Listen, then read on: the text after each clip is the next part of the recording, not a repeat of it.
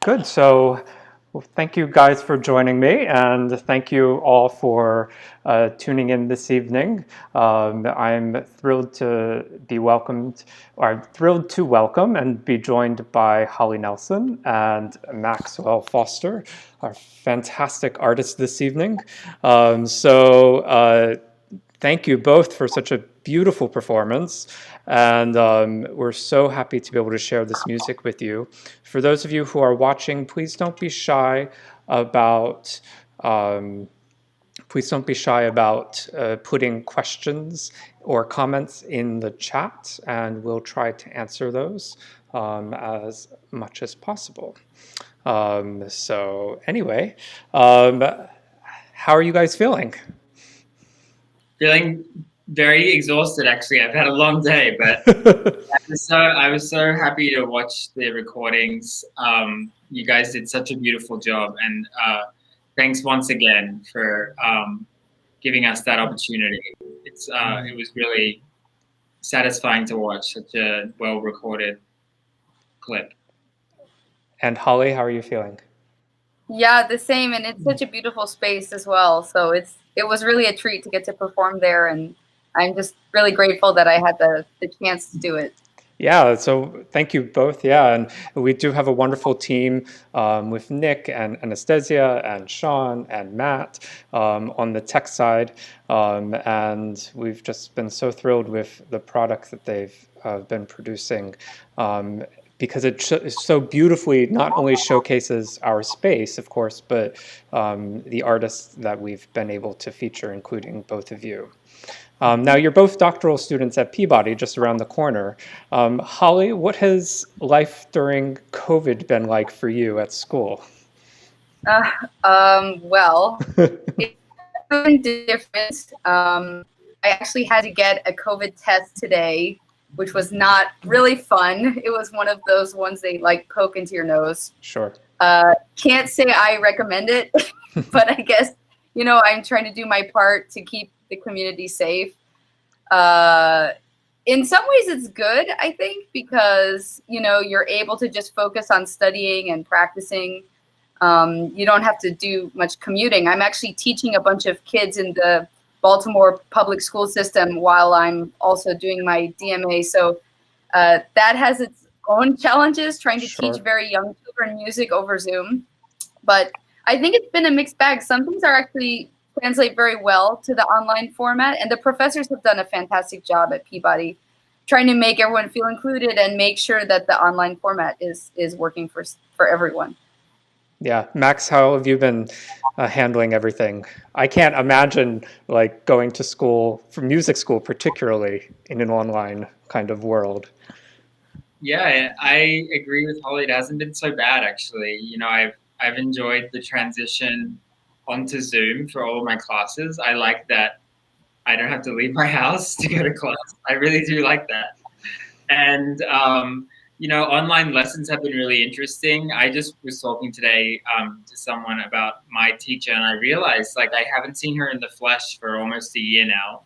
Wow. Which is really was a strange thought because we're also used to Zoom now that it feels so normal that just she's on Zoom.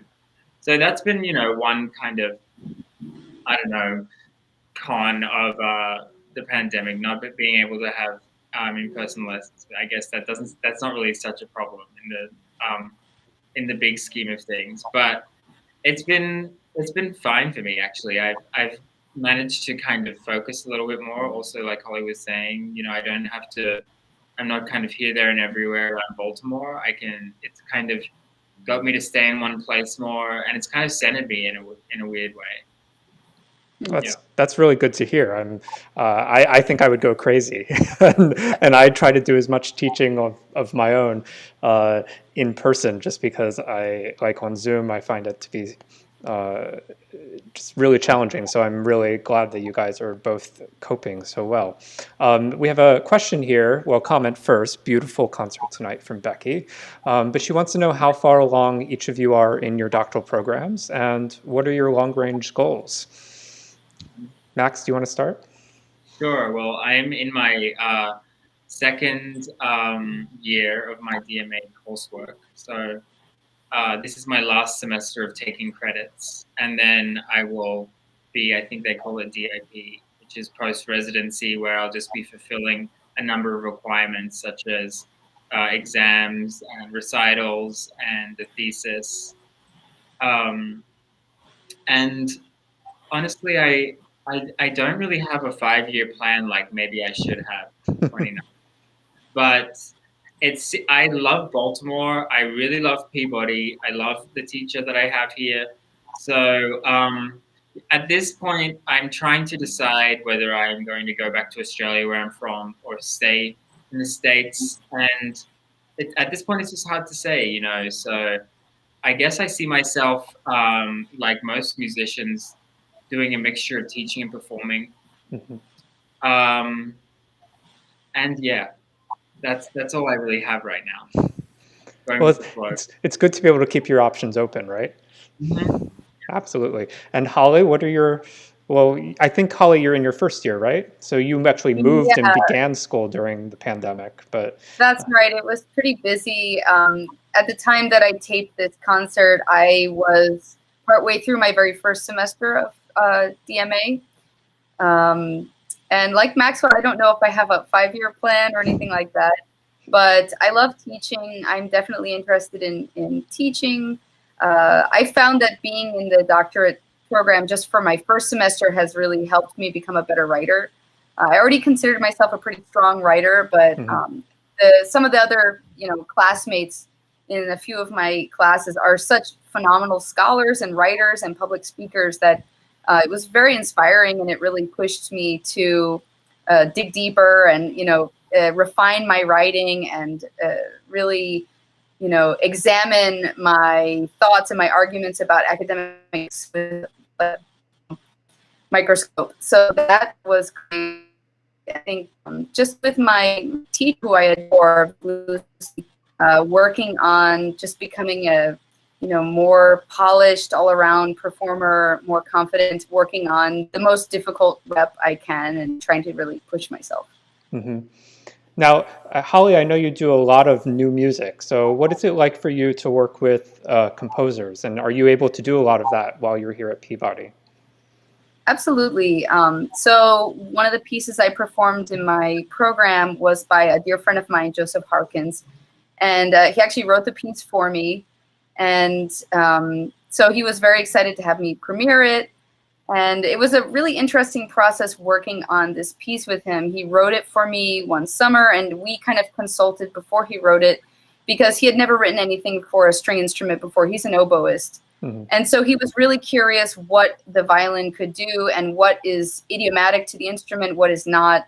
So I brought a few really, like pillars from the the violin repertoire, like the Harbison, which I played in this program as well, the Bach solo sonatas and partitas, the Izai sonatas, to give him ideas of what really exceptional violin solo writing looked like and what's technically possible and what's maybe not. And so he gave me a first draft. I gave him some feedback on it. There were a few things that were actually not playable quite the way they first came. But I found that actually he wasn't so stuck on some of the notes. It was more effects that he wanted. And so he was very accommodating and very happy to change a few things slightly to make them fit better on the instrument, but still retain the same character that he wanted. Sure. And when you say this program, you mean your doctoral program from this fall? I mean the recital program. But not, obviously not what we presented this evening. Oh, right. Yeah. Oh, sorry. That's right. Yes, I was getting confused. Yeah, in my first DMA recital, I did perform this piece. So you didn't hear this piece tonight. Yes. Sorry. But we wish that we had, and maybe we could out there on the interwebs somewhere. Max, do you have a favorite type of repertoire that you lean towards, or do you kind of play everything? No, I don't play as much modern music as Holly does. For sure. I guess I'm more like conservative. I'm less brave, maybe. But I like lots of conservatory musicians and pianists. I tend to play lots of Germanic composers, people that are very much a part of the Western classical canon. And maybe that will change in the future. But yeah, I guess I lean mostly towards the composers that everyone thinks about when they think about piano. Do you have a favorite piece by Brahms, or is it the one that you're working on at any given moment? No, my favorite work by Brahms is Opus 117 Intermezzi. Fantastic. For me, it's Opus 118, number 2, the A major. Yeah, of course. Yeah. But Opus 117 is also really, really stunning. Mm-hmm. Maxwell, you grew up in Australia, as you said before, and I read in your bio that you had played with all of the major Australian orchestras. Did you do that when you were still a teenager? Yeah. Wow. Yeah, I won this like competition that had that was run by gosh, I don't even really know the details, but it had a lot to do with the major orchestras in Australia. So I had the opportunity to play with, be put in their seasons while I kind of lasted in Australia, and then I left to come over here to study. And unfortunately, the Australian orchestras don't really have enough money to pay for like a fee and international plane flights, so couldn't keep that up. But yes, it was such a special experience to be able to get all of those gigs when I was so young. Of course, and you must have nerves of steel. I don't think I could do that. Like I'm in awe of. I don't think I did back then. I did not get anywhere near as nervous as I get today. Really? Okay. Mm-hmm. Yeah. Was there one particular performance or one particular venue or occasion that really stands out in your memory as kind of like a favorite? Yeah, there is. It was when I performed Tchaikovsky Piano Concerto with the Melbourne Symphony Orchestra once. I had just like practiced so much, so I was feeling like very prepared, and I guess I just didn't. I was able to completely let go on stage because I really practiced, and yeah, I just felt like very liberated on stage. It was very easy. That's amazing. Yeah. So am I correct that both of you have played at Carnegie Hall? Is that correct? Yeah, I've played in the little one. But... The little one? Which little one? I haven't played solo. I that's still on my to-do list, but I've played there many times with like chamber orchestras and things like that. Yeah, I mean I've played the piano once in Carnegie Hall in the main stage, and like the sense of all. I mean, it was not a special thing. It was not me. It was just a huge choir thing, and I played. But like just to walk out onto that stage and like to kind of sense that presence. I mean, I also did the same thing on the Met stage once, and it's just like astonishing to like do, like just stand there and play this little upright piano for an audition or whatever I might have been doing. Wow. Yeah. But do you guys have like those all-inspiring experiences? Like, what for you is that occasion? Well, for me, actually, it's probably lessons with my teacher that just go wonderfully, and I feel like I really can hear things like it's not like something really changes in the way I play, but it's kind of my perception changes. Or those moments when I'm practicing. Yeah, usually these days they're more kind of intimate. They're more by myself. And also I don't really get the opportunity much to go on the stage of the Met. Well, yeah, most of us don't. Maybe I would have that if I did that. But yeah, I would say like in my lessons. Yeah. That's amazing. And Holly? I would agree. I mean, I've had some really inspiring lessons this semester. I would say that my other like awe-inspiring moments are when my path crosses with some of the musicians that I really admire, not just in classical music, but in popular music. I got once just completely by accident, really. I was playing at a really fancy wedding in New York City when I used to live there at the Ritz. And, you know, a lot of really fancy guests dressed in tuxedos and gorgeous designer gowns. It was like a society wedding. Mm-hmm. And I was there playing with a big band, like a jazz band, a 20-piece band. And at some point, somebody makes an announcement, and now the guest of honor would like to perform a piece with the band. And I thought, oh no, this is going to be awful. Like some drunk wedding guest is going to perform some horrible, like My Way or something. It was Paul McCartney. And he sang a few of his hit tunes with us, and it was absolutely awesome. I was like 10 feet from him. So that was really cool. And I've run into other, jazz and rock and classical musicians that I just completely adore, like Chick Corea, for example, when we were like, performing in the same venue or something. And I got to hang out with them in the green room and chat with them and pick their mind. And I just love that. Like in an informal setting, when you get to talk to someone like that is the coolest thing about being a musician, I think. Absolutely. I mean, for me, like this interview shouldn't be about me, but I'm going to say it anyway. Like in New York, I got to know George Shearing, the great jazz pianist, who was really, really big in the mid 20th century. And he was quite old when I was living in New York. But to be invited to his place for tea and to actually get to know him and his wife as people and his family. And one of the most memorable nights of my life was an evening where George Shearing was feeling well enough at that point. He was quite ill at that stage, but feeling well enough that he went over and sat at the piano and just played for an hour. And it was just like, I will remember that for my entire life. Incredible. James Schmidt, thanks for your comments. And Max, I know you're a friend of yours. He's wondering, how has Peabody and your time in Baltimore helped you grow in your musical skills? Max, do you want to take that?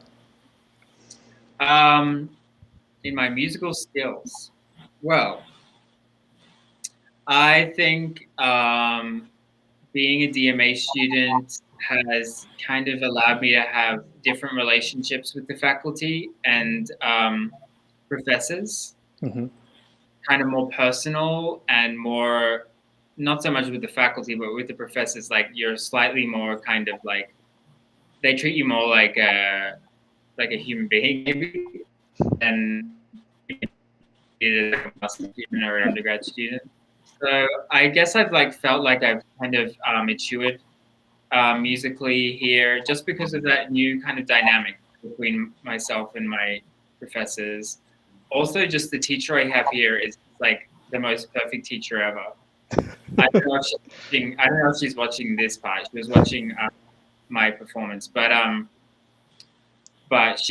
just owe so much to her. But also, I don't know, just being a little older, you start to feel differently with music, because I think everyone, especially growing up in conservatories, you go through at least I did, a very competitive stage where it's not so much about music, it's all about competition. And I feel like my time here, I've really been able to outgrow that, which has been really important to me. Yeah, Holly, have you been able to sense any kind of real growth in your few months of COVID conservatory?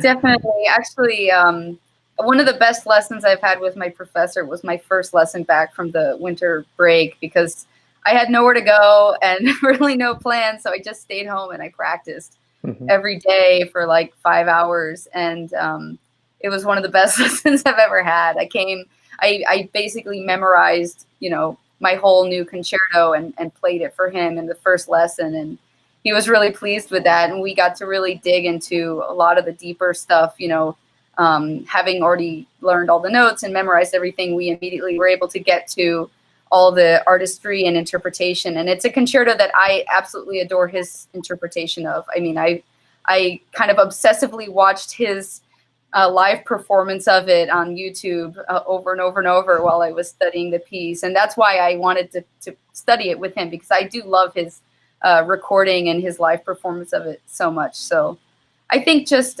being able to get beyond technique and trying to feel more comfortable and more confident as a performer has been the biggest growth for me. And then again, like I said, the writing, of course, time management is always difficult. I didn't take as many classes this semester. I learned my lesson last semester that 7 classes in one semester is probably too many. But yeah, absolutely. So before I let you guys go, just quickly, what is your favorite thing about living in Baltimore? Holly, have you? Oh, this is going to sound like a really nerdy answer, but I love to garden. And I grew up in Connecticut, which is pretty cold. I grew up in the northeastern part of Connecticut, which is probably like gardening zone 5 for any of you gardeners out there. And Baltimore, or at least the Baltimore area we live in, is solidly like 7B to 8A. So it feels almost tropical to me coming from Connecticut, and you can just grow so many more like tender, perennials here. So as a gardener, that's very exciting to me. I haven't been able to really get out and see that much of the city. I've gone jogging a bunch in the harbor, and the Homewood campus is lovely, of course, but mostly I've been experiencing it as a gardener. So I love the gardening zone. I'm amazed that you have a garden. I don't have any outdoor space in my place. It's all on my roof. Oh, there you go. Perfect. Private outdoor space. Max, how about you? I don't know. I feel like I really do like living in Baltimore, but it's hard to narrow down like one thing. But I get a sense of camaraderie between everyone that lives in Baltimore, just because it gets like kind of a bad rap from lots of other cities, Mm-hmm. I remember when I was like moving here 2 years ago, the president had just been like saying like publicly disparaging things about Baltimore. Wow. And I He was said like, disparaging things about lots of things. yeah. But it was like during the week that he was attacking Baltimore for some reason. So there's like a sense of camaraderie between people that live here, and I feel like it gives Baltimore a real kind of sense of community. And also, I really think Baltimore has a soul. There's something that's really cozy about it. Yeah, and it kind of feels like home for some reason, even though I've only been here for like a year and a half. That's really good to hear. I'm sure everybody would love to have each of you stay around, and hopefully once COVID times are over, like we can welcome you back for proper live performances at Emmanuel. But thank you so much each for being willing to share your music with us and with our community. And Holly, I hope that years from now, your own future students, and Max too, will be able to go back and watch this and imitate and take inspiration from your playing this evening. So thank you, each of you, and hopefully we'll be able to chat soon. So thanks so much.